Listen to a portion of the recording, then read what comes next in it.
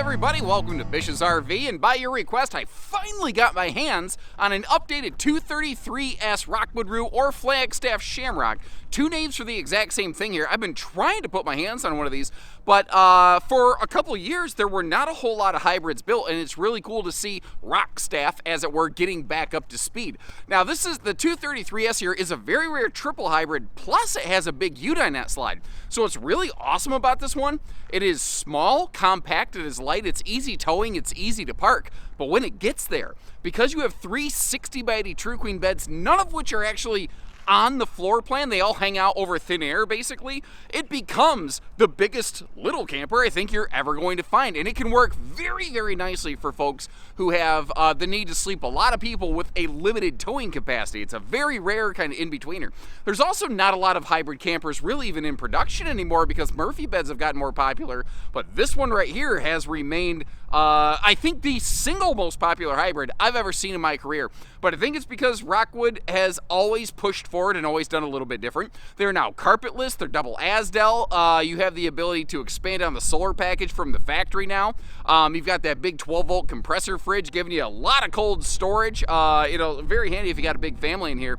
But what's cool about this one is your usage of it, you can scale it up and down. You don't have to use all the beds. You can use like just the front or rear or side beds or any combination thereof, whatever you need on a given trip. So maybe sometimes it's like just you and one kid. Maybe sometimes you let your kid bring a friend, or you have two kids and they each get to bring a friend, or you've got a big family, you got to rack them, pack them, and stack them in this thing. Depending on how cute you want to get before you put people on the floor, I think you could sleep 8 or 9 people in this thing, depending on how close and nose to toes they're doing it.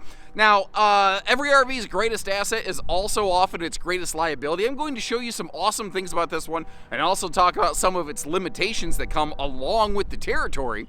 And if you appreciate that kind of fair look at stuff, make sure you hit that subscribe button and like our video. And let's get in there because these things are a lot of fun.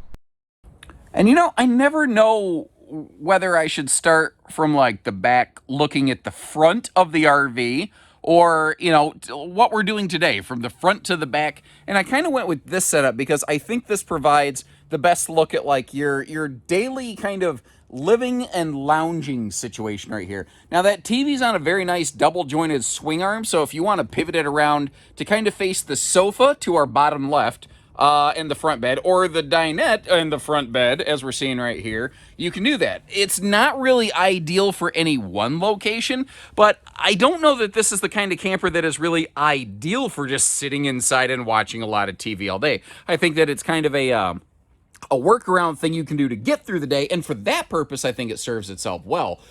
They've gone to carpetless across all of their towable RVs now. They've been kind of working that through the family over the last couple of years, and I think a lot of folks are going to be glad to see that. That's that kind of marine woven flooring stuff. And notice, too, they're very good about putting big windows and big breeze windows anywhere that they can. Now, below the entertainment center there, you might notice that has changed quite a bit over the years. It is now basically an integrated all-in-one 12-volt TV with Bluetooth soundbar integrated into it effectively. So you can Bluetooth to the soundbar portion of the TV and broadcast music throughout the RV, including your outside speakers, or not, whatever works for you. Another thing that's very cool is, I don't know if it's every outlet, but I know it's nearly every outlet in this. You might notice if you look real close on that, if I get past the TV, sorry, it says inverter circuit. I think every household outlet, if not darn near every household outlet in this, is wired to a 1,000-watt inverter, which is going to be enough to run like some standing fans and some light duty stuff like that. It's not going to be enough to like crank over the microwave or the air conditioner.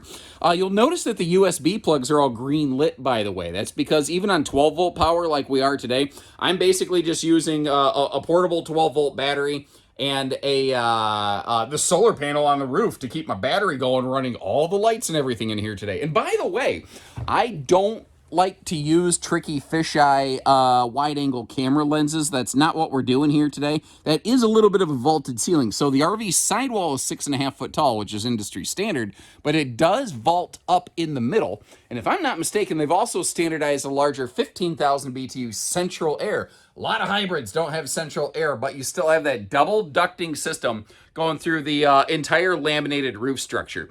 Now, this is not made to be some kind of Arctic camper, but if the sun's beating down on this, Think of what's over our heads right now.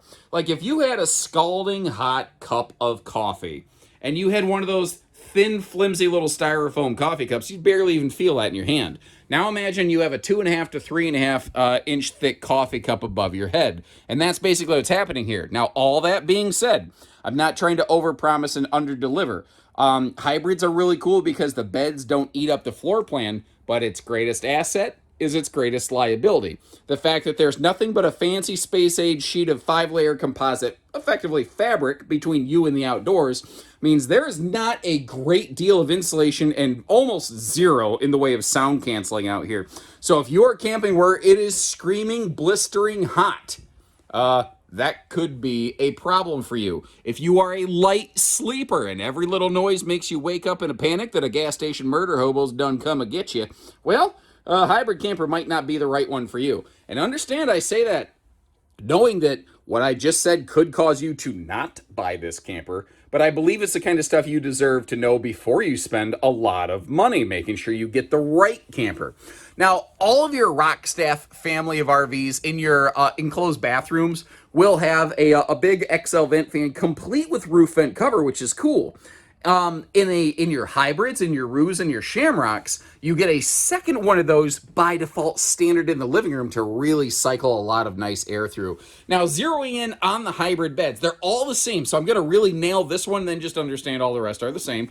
They will all come with the little portable bunk fan light. Oh, somebody gave me the perfect nerdism. Oh, the blow and glow. That's what that thing is there. You've got high and low fan settings, and you've got your on-off switch going on right there with what almost looks like almost a little guitar kind of quarter-inch jack plug-in right there, headphone jack. Anyway, but that's what powers that. And then up top, you have this handy little cargo hanger right here, which I lovingly refer to as the baby hammock, which is absolutely not suited for putting a baby in, by the way. Do not do that.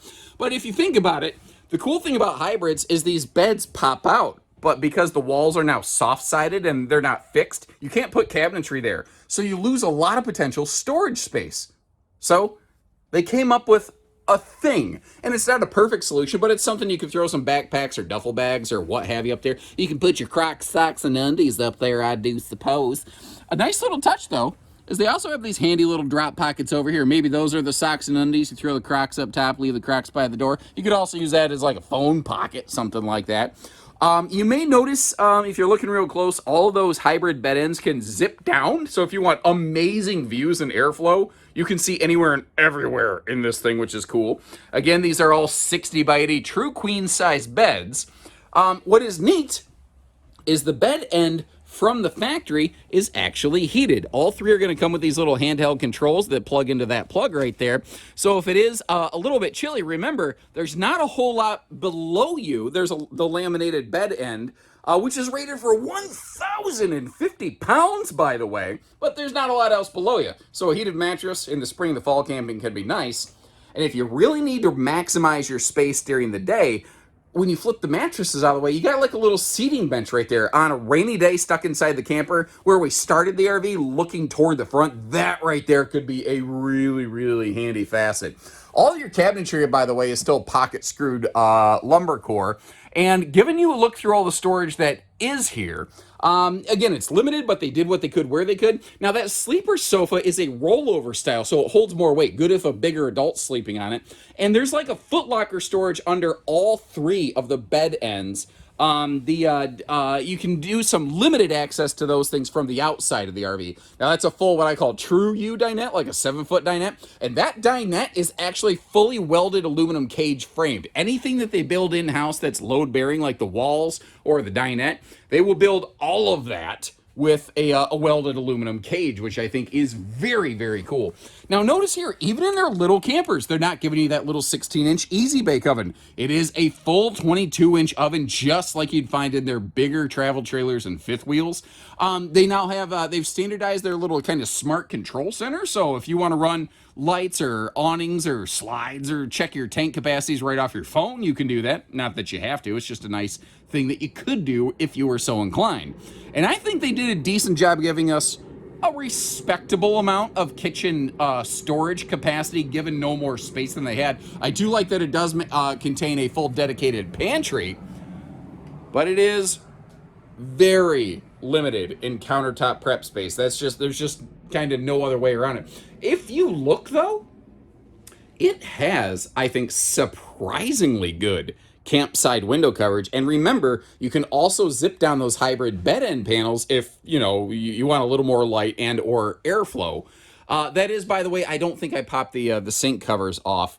A stainless double sink where it is a two basin sink. Now let me ask you, what is your preference? Farm sink in a camper like this, or split sink? Leave me a comment, let me know. Now, this is an interesting little camping hack that I kind of thought about the other day. If your RV is winterized or you want to make sure that it doesn't dribble over the countertop, simple, like balloon can actually do a really good job right there, I think. Anyone else who's tried that, let me know. Now, if you're not careful and you just flip on the faucet and you fill it up and it splatters everywhere, well, that's on you. You gotta use your head a little bit. And we've got the Zombie Apocalypse 2.0 over here that has the, I guess you could flip some burgers or something with it, but that heavy-duty sucker right there also has Dad's Barley Pop opener on the end. It is a very multifunctional device right there. Spinning our way back around a little bit, we peeked inside that 12-volt compressor fridge right there. A lot of folks tend to feel that between 200 to 400 watts of solar will be enough to offset one of those if you are going to be camping out of the parks. By default, these RVs have 200. You could add an extra 200-watt panel to these, either from the factory or aftermarket, because they're using a 30-amp controller and the wiring they're using can handle that.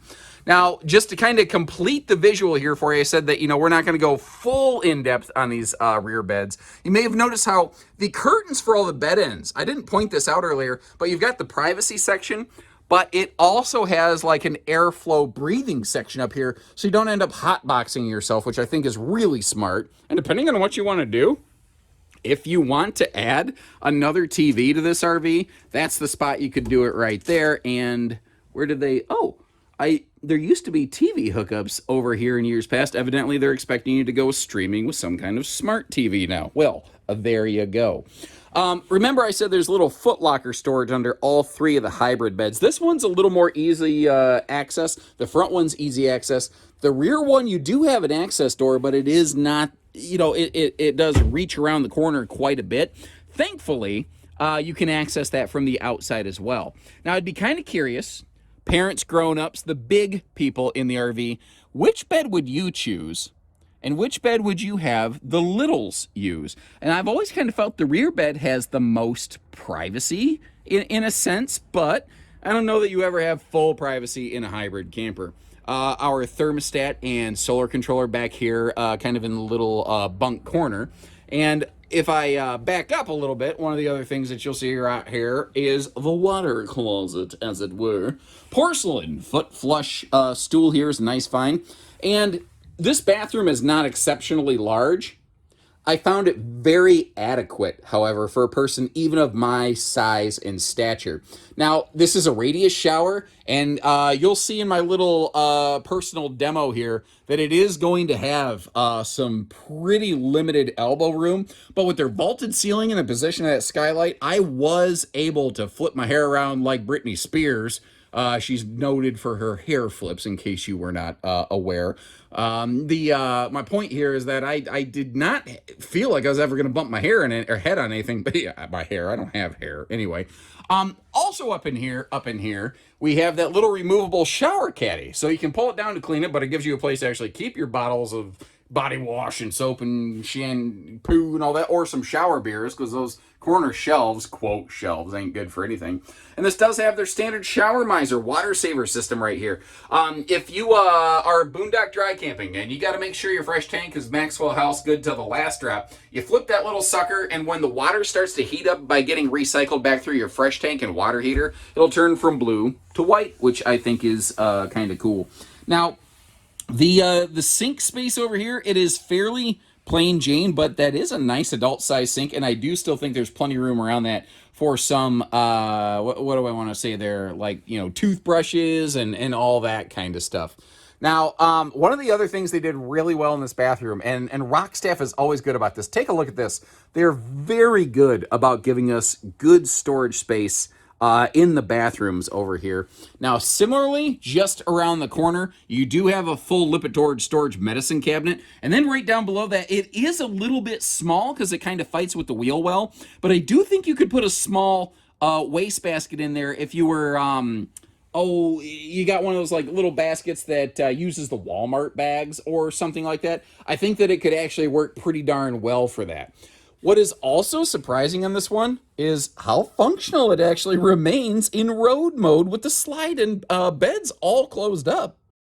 And anytime I can, I like to close up the slide or slides, or in this case, the slide and the hybrid beds, and show you the RV in road mode. Once again, using the door on the right-hand side, just to help you get your reference and bearing. Sometimes when you close things up, they get a little, I don't know, get a little confusing. If you notice, like if you are at a travel stop, you don't necessarily need to unhook from the vehicle. You could walk up front, you could drop that front bed down and still access that for sleeping. The sofa can roll over and fold back into that sleeper that we saw earlier. There is room and clearance to do that. The dinette you should not use and occupy when the slide is closed because no manufacturer actually tests for that to make sure that's okay. I also realized that earlier I forgot to really kind of showcase and point out the blackout roller shades that we have in here. And if you take note, they make one heck of a difference in how light and bright or... not light and bright it is in here. And flip it around now from the front bed looking back, using that entry door as a reference there. This is also very travel stop friendly. So really about the only thing I don't know that you can readily use in this is the slide, and depending on where you're parked, the side bed over here. But with that rollover sleeper sofa, you might be able to kind of finagle your way and get your way through. So this could be travel stop, this could be travel stayover friendly, including the front and rear beds. Because the rear bed, if you think about it in a parking space, the rear bed just kind of opens over no man's land. You're not jumping over into somebody else's parking space. Or I don't know what it is, and I was guilty of this as a kid, but my parents could say, okay, last rest stop, do you need to potty? And I'd be like, no. And we would pass the exit and be like, got a potty. Well, the good news, you can just pull over alongside the road and use a bathroom here. All right, and first of all, the towing aspects of this one, if you notice, if you look at the length, the weights, the measures, like the towing length of this, much shorter than the actual camping length, and the maximum weight with full cargo, I think very nicely fits in the realm of what we would generally refer to as half-ton towable. And I'm going to do something a little different here today. I don't know if I've ever done this on a hybrid camper. I'm going to walk around this first with all the beds open, then I'm going to close them up and just kind of show you what they look like, all closed up like that. Maybe you'll learn or discern something from it, not sure. Rockwood doing Rockwood things with that maximum sized awning right there. They are very good about really giving you a lot of patio space on this. And notice how all of our windows are frameless. Now that is both a good thing and maybe not a good thing, depending on how you camp, because frameless windows can tilt open for rainy day airflow, but they get a lot less airflow because they don't tilt open very far. The good news is those big XL vent fans that you have in the living room and the bathroom really help overcome a lot of that potential shortfall. Now, as we saw in our little floor plan in a flash, if we take a peek up at the roof, anywhere that you see those extra large ceiling vent fans, you get max air vent covers, and we've got 200 watts of factory solar standard with a 30 amp controller. You could add a second panel from the factory if you're so inclined to bump that up to a 400 package. And remember, these all have a 1,000 watt inverter factory standard on them, which is not a massive inverter, but it's 1,000 watts more than most anybody else does factory standard, so kind of keep that in mind. Down here, this is another one of the awesome towing aspects of this. Not only the fact that you get the factory tire pressure monitoring system included on this, and Rockwood and Flagstaff have been doing that longer than almost anybody of which I'm aware. They're really one of the reasons a lot of other brands have followed suit. They're using Goodyear Endurance radials, and if you look between the tires, you don't see anything, because they don't do a conventional leaf spring suspension. They have not just torsion axles, but a Torflex suspension system. It's not truly a four-wheel independent, but it operates very, very similarly. And long story short, it will give you some nice ride and handling going down the road. And the tires being close together, very easy to like jackknife it into a parking space. The outdoor little cooking and griddle station is something they've been doing for years. Outside TV hookups right below the roof, or Shamrock logo if you're looking at one of the Flagstaff varieties. And in case you are curious, yes, of course, they do have a side-mounted propane cooker hooker down here for that there griddle. Now, your underbelly of this, it is enclosed. It does have a radiant barrier, and these do have thermostatic 12-volt tank heaters, factory standard on them. The reason I stress that whole thermostatic thing is because what that means is if you just leave them on the whole time, if it's warm outside, they don't do nothing, man. But if it drops to below 40 degrees in that belly, then the tank heaters will actually kick on. Now, I still would turn them off if I'm not using them or wanting to use them, but I don't know, that's just kind of me over here. And like I said, something else I wanted to do, I don't know if I've ever done this on a hybrid. Maybe I have, I don't know, I've been doing this for years. I want to close these beds up and give you kind of a second look around here. And part of the reason I want to do this is because they've continued to kind of improve themselves when it comes to how they are latching and sealing their hybrid bed ends. Now, we are very close to the trailer next to us, so apologies I can't fully open that for you. But the back side of the U-dinette has an outside access storage drawer because you have drawers inside, but how do you get to the back of it? Well, you don't got to worry about it. Now, this is, other than the floor is a plywood decked, aluminum framed system. Everything else is going to be all vacuum laminated, triple sealed slides, so you always have 3 points of contact when it's fully open or closed. And you know, historically, a lot of hybrids, you had to reach like 8 foot up in the air to kind of grab the latches. Now they're down here, and they are key lockable. But if I back up a little bit and you look at the top of the hybrid bed ends, one of the new things that they've kind of done here is they've come up with like a new both, you know, sealing clamp and basically almost like weather guard 1-2 punch combo system going on right there. Where those latches, oops, sorry, I'm running into the camper behind me. Sorry if the camera lurched right there. Where those latches at the, you know, the ground level down at your chesticles will flip that thing kind of open or closed, assuming, you know, you have it unlocked.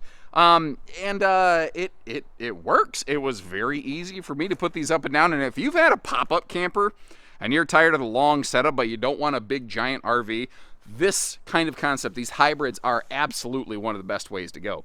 Now, they do and instead of or, giving us a rear bumper and a rear hitch rated for 300 pounds.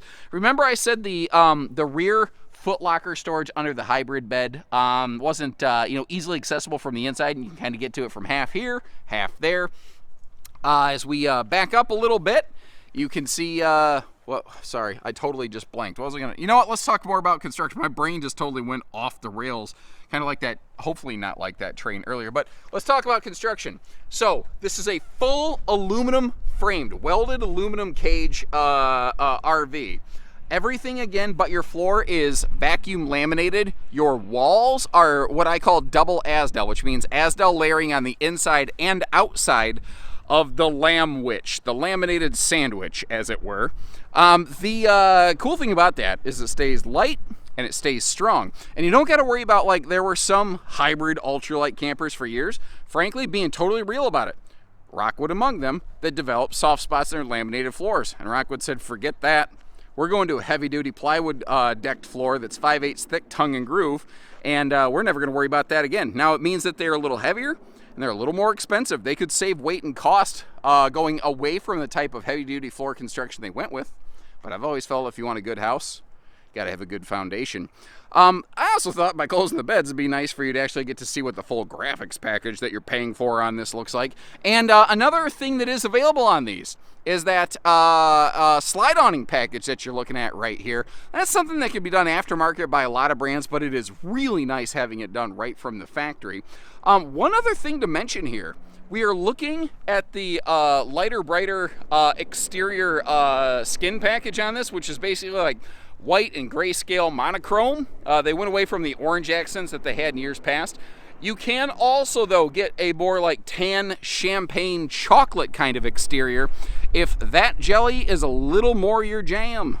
And as I've no doubt mentioned several times by now, Rockwood, Flagstaff, Shamrock. You might notice they're both the 233S. They look awful darn similar. They are literally identical. If you basically, this is a Rockwood mini light with the hybrid bed ends that just pop out the side and the front and the rear of this thing. you know, if you kind of want to get an idea of how these are built and put together, assuming I remember to do it, check the link in the video description where I've got a full Rockwood Mini Light factory tour, which the only difference again is they just don't have a nose cap, they just have hybrid bed ends, but the whole shell construction and equipment is all the same there. And also, down there in the video description, I've got links to check for pricing and availability. The biggest problem that we have with these is we can't keep them in stock. They don't build a ton of them. When we get them, they vanish. This one we didn't even have in stock. This was pre-sold. So whoever ordered this one, thank you for doing it. Everybody thank the person that ordered this if you appreciated the footage today, because that's literally what allowed us to get that done. And when you're ready, we're ready. Take care, stay safe, have fun, and happy camping, everyone.